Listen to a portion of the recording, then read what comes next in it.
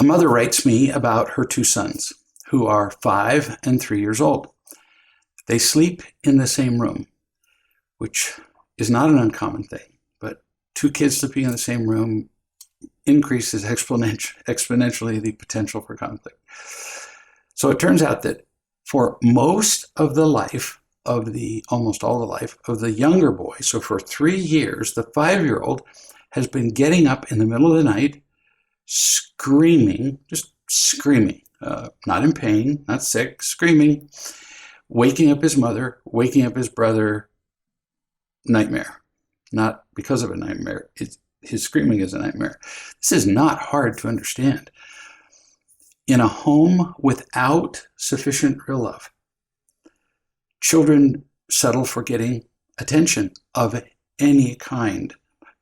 Sympathy, toys, time,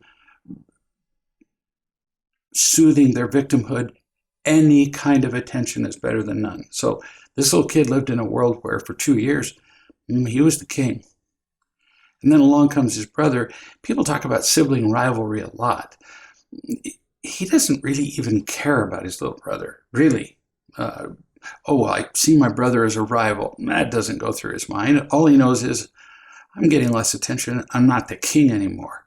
And so this kid wakes up in the middle of the night or goes to sleep with the intention of, I'm going to get attention. And he's learned that if he screams, he gets attention.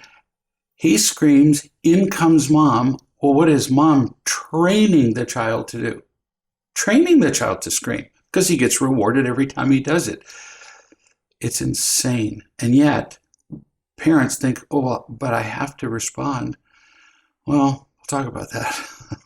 No, you don't. Can you imagine the chaos of this home? No rules, no order. Everybody walks around all day long sleep deprived, which has been proven to be as dangerous to our health as smoking. So everybody's walking around like zombies, grouchy, irritable, exhausted. There's an environment of entitlement because this kid gets whatever he wants. Everybody in the house is asleep. I don't care. I can get him up. Watch this. I can get him up just like a fire bell at a firehouse. Everybody's up. This kid's feeling pretty powerful. Tons of drama, victimhood. This home is an emotional sewer. It's that bad. Happy emotional development would be impossible for anybody. Mom, dad, kids, horrifying environment. And yet, would social services notice this? Nah, nobody'd come and do anything. Nobody would be disciplined. Nobody would get a citation. Kids wouldn't go to foster homes. In fact, they'd go, wow, how sweet of you that you pay attention to your child. Oh, well, except that then the kid would end up going to therapy and put on medication for ADHD. Do you see how this happens? And nobody, doesn't even occur to anybody what's really going on here. Here's a child who's not feeling unconditionally loved. How do I know this? For a fact. Because unconditionally loved children never do this. That's how I know. Really simple. So this 5-year-old has learned that he has the power to disrupt the entire household. This bedtime nonsense, and it's nonsense, is just one indication of disaster on many levels. He can do literally anything he wants. Mom just writes about the bedtime because it's most prominent, but he does this all day long with whatever. I want this to eat. I want this toy. I want. He has trained her to be his slave. And she's trained him to treat her like one because she goes along with it. Unfortunately, it's destroying her. It's destroying him. It's destroying the brother. Variations on this theme, perhaps not most visible about bedtime, but this theme are very common, where the children are the boss and the parents are the slaves. I suggest that everyone review the section on bedtime, specifically at the end of chapter 7 of the Ridiculously Effective Parenting Training. Mom writes and says, I want to know as soon as possible, I'll bet, how to respond to the 5-year-old differently when he wakes up. He has repeating and sometimes very creative excuses to get up and screams every night. Of course, the kid has to have an excuse. It makes it all seem very reasonable. And since you, the mom, you fall for them, of course he keeps making up excuses. Monsters, I need you to hold me in the middle of the night. Crazy. And then we do it. He wants to play. He wants to watch something on television. He wants a drink. Whatever. This is mom talking. But I'm tired of it. And the first thought that came to my mind is, really? Are you really tired of it? I mean, after 3 years, you're finally tired of it? Haven't you been tired of it from the very beginning? And actually, in the very beginning, probably not. Because we parents weren't unconditionally loved either. And one thing we have to have as human beings is some kind of role. We have to matter in the world. And so you getting up in the middle of the night and taking care of this child who's in such distress, oh my, gives you a feeling of importance. Well, I must be a good mother because look what I do with my child in the middle of the night. No. Let's start with this. None of this can happen anymore. Like, we're done. We're done starting today. This isn't something that you have to gradually approach and work your way up to. No, there's some things that just have to stop. You don't get to gradually work up to obeying traffic laws. No, it just happens right now. All of a sudden, the second you're driving and you get a license right now. It can't happen anymore because it's draining you, destroying you, eating your soul. And then you're unavailable to love either of your children and unavailable for your husband. So this has turned into a poison that's killing everybody. And I talk more about this again in chapter 7. First, he has to be told that he can't wake you up at night. I have a conversation with him in the daytime, not in the middle of the night when he's not listening to anything. He can't wake you up at night ever again. Not 2 more times, not don't do this. Parents do this all the time. If you do that again, you're kidding. The child has done that particular thing 900 times. You say, now, if you do it again, well, he is going to do it again. So it stops now. No more times. Then, if he does wake you up, because he will, it's a guarantee that he's going to do it. He's not going to believe you when you say it's going to stop. Then something has to happen that he doesn't like. Do you get how intuitively obvious this is?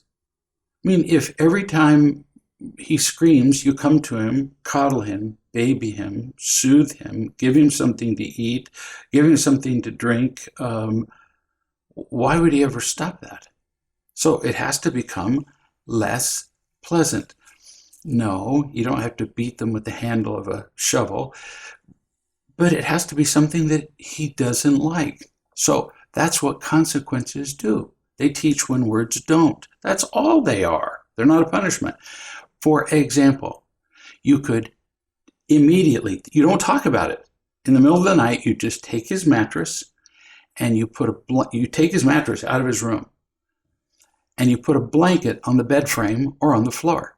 And you say, if you scream in the middle of the night, then this is what happens. And that stays that way all night. You don't do it for 5 minutes and then go, well, now see the lesson you've learned. No, at 5, he doesn't learn this.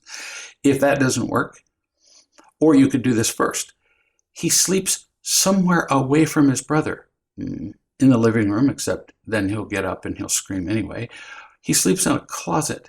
Now I know some people would go, oh, this is torture. No. Torturing a child would be allowing him to continue to behave like this, which will absolutely destroy any possibility of his being productive at work or in relationships for the rest of your life. Parents who enable their children and entitle them are torturing their children. They're destroying them. And yet nobody sees it. Oh, well, you're being so kind. No, you're being foolish, ignorant, unloving. Make the closet nice. One of my grandchildren, his very favorite, they only had so many rooms in the house and his parents were students and the only place available in the house away from the other kids, because sometimes he'd wake up in the middle of the night, was at the bottom of their closet. He was pretty old before he decided, I'd be okay sleeping in a bed. This was his favorite place. It was his place. His was special. His poor siblings had to sleep in stupid beds. No, he thought a closet was pretty good. He had a little nightlight in there with stars on it and a blanket and his little special pillow, and I can't remember, probably a couple of little stuffed toys. Sleeping in a closet doesn't kill a child, and they don't grow up claustrophobic. No. As soon as the child learns not to scream in the middle of the night, then you give them a choice. You can stay sleeping in the closet or you can sleep in the bed. Some kids choose to sleep there, but he's got to sleep in a place away from everybody. And then you can't ever go rescue him in the middle of the night. And the first couple of times, you'll think he's dying because of the screaming. Because what he's really screaming is, you've changed the rules? Are you kidding me? You're telling me that I'm no longer the boss of this mafia? Yeah, that's what we're telling you. So, closet, bathtub is a great place. Completely safe. He can thrash around, and what's he going to do? Smack his arms against the side of the polyacrylic or whatever it is bathtub. They don't make them out of ceramic anymore. And you put blankets in it. It's utterly safe, except now, of course, you can't use the bathroom in the middle of the night, or if you have another one, you use that. But he has to stop, be creative. Stop waking up. You're done with this. Doesn't matter. Even sleeping somewhere else, you don't go rescue him there. Now, I don't live in your place, so I don't know what specific plan is feasible. You can work that out, but he has to dislike it, and he has to be away from his brother where he can wake him up. That's it. Not complicated. Computing? Very important. Mom says to me after I explain this seems impossibly difficult. Because that screaming makes me give in every time. Poor baby. So your 5-year-old has a chain around your neck, and every time he screams, he just jerks it tight and you can't breathe, so you have to give in. You realize that makes you seem just absolutely impotent. You don't have to be. You are now, but you don't have to be. This is why he does this, is because he makes you give in. You're trained like a monkey. He screams, you give in, he goes, why would I give this up? He's learned that in order to get his way, not just about bedtime, all he has to do is scream, make up excuses, beg, make up lies. You have to be consistent, utterly consistent, in not rewarding his screaming or begging or making excuses ever, not just about bedtime. He does this. If I were to watch him in a camera, I'll bet you anything he does this 50 times a day. Not joking. And you give in. Every time he cries like that, he goes into the tub, resists the urge to fill the tub with water and tie weights around his waist. No, he just goes into a dry, safe tub or the closet or a bed made in the garage. I've seen people come up with all kinds of creative solutions. Only when you're consistent will he catch on not to do it. It has to be less pleasant to scream than to. He has to make his choice that screaming is not pleasant, doesn't get him what he wants. If you do it inconsistently, he's going to keep trying you. She wrote again. Right now, she's writing. I think this must have been Skype message or something, because it seems like it was live, but I can't remember. Right now, I have him in the tub for the night. And this is hard as hell. Yeah, hard on you, because he's trained you. You're the trained one. He's using every possible manipulative hold he has on me, and it's incredibly hard not to give in. He screams, "Mama, Mama, save me." When you get old and you parented enough of your own kids and everybody else's, "Mama, save me from a bathtub," doesn't seem like a threat. It's pretty humorous. I really get this. The more he senses losing control over you, the harder he has to manipulate. He has to do this because in the past his tricks have worked. So if X amount of manipulation doesn't work, well, this isn't complicated. He gives you 2X manipulation. He doubles it. If you break now and give in, you very likely never have credibility with him. You finally must choose to be the queen of your home, not a slave to your 5-year-old. Like, that's really a choice? Yeah, so far you're choosing slave. I'm just describing to you more clearly an option you've never seen, to be the queen. You've never felt like a queen in your home. You've always felt like a slave. To your children, to your husband, well, to life, because you already were trained to be a slave with your parents. I can't remember which one, but one of them did. She says, he's in there crying, Mama. You can hear it. They're very good at this. Oh, Mama, with my last breath, over and over. And I feel like a terrible mom to not answer. You can just picture them on stage. Oh, Mama. I feel like I'm abusing my son. Yeah, he wants you to feel like that. But if you allow him to keep this up, that is abuse. Really. How? How could giving in to him or giving him his way be abuse? Because if he keeps manipulating you, you'll be teaching him these 3 principles, at least. I could go on, that he can do whatever he wants. How do you think that's going to work in the world?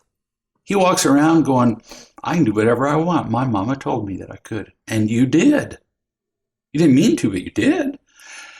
He learns, too, that there is no consequence for whatever he chooses. I wonder how that's going to go with the police when they pull him over for a traffic offense, or when his boss tells him that there's a consequence for his not doing something not so well. 3, you're teaching him to do this as an adult, because you're not saying, I'm going to give in to you when you're 5, but when you're an adult, you're going to have to learn a new set of rules. You're kidding. At 5, all he knows is this. This is life to him. And you're teaching him life. And his life's going to be hell. And you will have caused his life of hell. Now, that's abuse. And I'm not kidding. I'm also not criticizing you. You didn't know any better. I'm just describing to you what happens. I've lived long enough now that I get to see the kids who at 5, the mother could have taught. And I say, life's going to be hell for this kid. And the mom goes, it's so hard to hear him crying in the other room. And then I get to have the phone call, 15, 20 years later, where the kid is in prison. Because it turns out that the police didn't find his screaming and crying nearly as entertaining as mom did. You give in to him in the short term because it seems easier, but wait till he's demanding and entitled at 17, 14, 30. Much harder. He'll be an emotional cripple that you will have created. There's a high likelihood, I mean like really high, that he will be an addict to porn, alcohol, anger, victimhood. He's already addicted to victimhood. It's likely that he'll be living at home. Why would he go anywhere else when he already has his personal slave? Or that he'll be living in prison where the guards will not be his slave. I wish I were making this up, but I'm not. Letting him continue a pattern that gets him to a miserable life, that's abusive. Putting him in a closet is nothing. There are uncounted societies and cultures where the space that people sleep in is smaller than a closet. They'd be glad, give me a closet, they'd be going, it's like the Ritz. You being what you think of as mean now saves his life. Mom says, what can I hang on to get through this? You can remember that you're here to be a mother and a queen, to teach him to be an independent soul and save his life, not, memorize this sentence, not to give him what he, at the ridiculously inappropriate age of 5, decides is best for himself and the family. You're letting a 5-year-old run the family. If you let him out of the tub, you just as well give him the keys to the car. So let him out of the tub, hand him the keys to the car, and tell him to go to the bar and have a good time. And people think you're joking. I'm not joking. It would be faster. He gets drunk, he drives drunk, and at least he doesn't suffer for the next 60 years of his life as an entirely entitled, spoiled, miserable, depressed, suicidal man. What you're doing now is headed toward that. So you just will give him the keys now. The effect would be just as bad. I've seen the results of this over and over again. Watching over time what happens down the road when parents respond to screaming like this.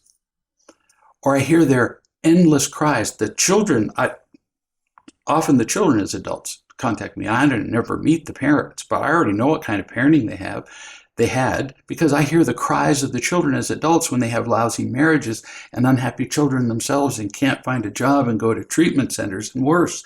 I get to see it. You don't. You can't envision that now. I can easily because I see it a lot.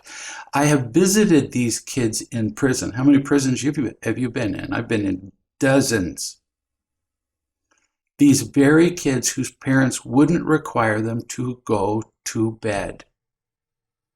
I once got done giving a talk at a prison, and a man came up to me with tears in his eyes. You don't cry in prison. Tears in his eyes, he says, I wish somebody had cared enough about me when I was young to tell me no. I said, I get it. I get it. That's why you're here. You're not bad. You weren't loved and taught. You don't want to see your 5-year-old in prison. You don't. Visiting him in prison is just no fun at all. Mom says my 5-year-old finally went to sleep, and when he woke up in the morning, listen everybody to this.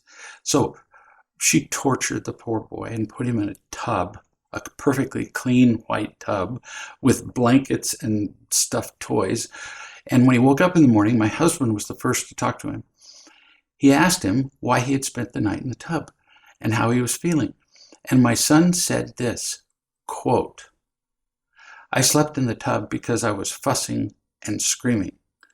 And Mama told me that's where I would go if I fussed and screamed. Mama is teaching me that there's another way. I didn't like it in the beginning, but by the end, I liked it. End quote. That's a 5-year-old. So can they understand the difference between a consequence and a punishment? A 5-year-old just proved that they can. 5-year-old just proved how smart he is and that he's been manipulating mom from the beginning. He then, mom says, made jokes, passed gas with his dad. It is kind of a father-son bonding thing. You know, one passes gas, the other one passes gas louder. And here are these two little kids, because it doesn't matter. Men find this funny to the end of time. And they're laughing with each other. And the little boy's laughing at himself after spending the night in the horrifying tub. Mom says he was happy. This was a revelation to her. She didn't know that this was possible. Most parents don't. And I say, wow. I mean, you got to be kidding me. This is so cool. And to everybody who's listening, children know what is right. Somehow they know. That universal flow, call it love and truth, teaches them what is true. They're counting on you to keep them in the flow. You. They're counting on you to make a happy life possible for them, to make the right thing happen. But if we don't do that, they'll experiment with their own way and destroy their lives. We cannot afford to fail our children. We have to be kings and queens, because we are, instead of settling for being slaves who destroy our masters, our children. We can learn to do this.